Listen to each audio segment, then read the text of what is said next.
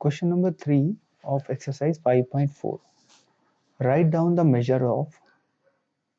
हमें कुछ दो क्वेश्चन है इसमें, ए एंड बी पार्ट है।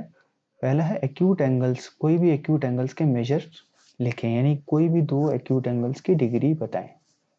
तो हमें पता है एक्यूट एंगल्स जो होते हैं वो लेस देन 90 डिग्री होते हैं, तो लेस देन 90 डिग्री के सभी एंगल्स एक्यूट होते हैं। तो हम लिख सकते हैं एक्यूट एंगल्स,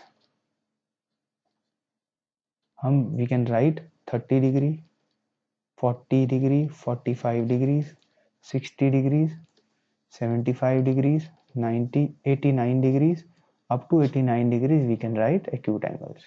क्योंकि एक्यूट एंगल्स 90 डिग्री से कम होते हैं, तो 89 90 से कम है। So all these angles can be written as acute angles. तो ये हमने दो लिखने थे, give at least 2 examples, so we have written 6। You can write as per your this thing wish.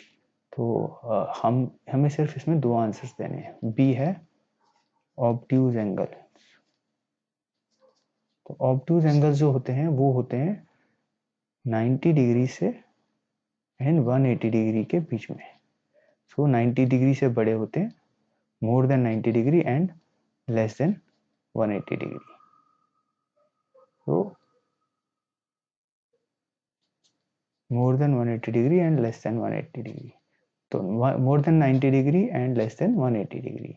तो more than 90 degree we can write 100 degrees, 120 degrees, 150 degrees, 140 degrees, 145 degrees, anything up to 180 degrees। 180 degree से छोटा कुछ भी लिख सकते हैं और 90 से बड़ा।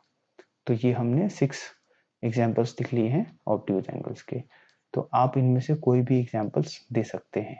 तो हमें क्या करना था, हमें एक्यूट एंगल्स का मेजर देना था, कुछ एक्यूट एंगल्स की डिग्रीज लिखनी थी कि कौन से एक्यूट एंगल्स होते हैं, और ऐसे ही ऑब्ट्यूज एंगल्स की कुछ भी दो एग्जांपल्स देने थे, वो हमने लिख दिए हैं।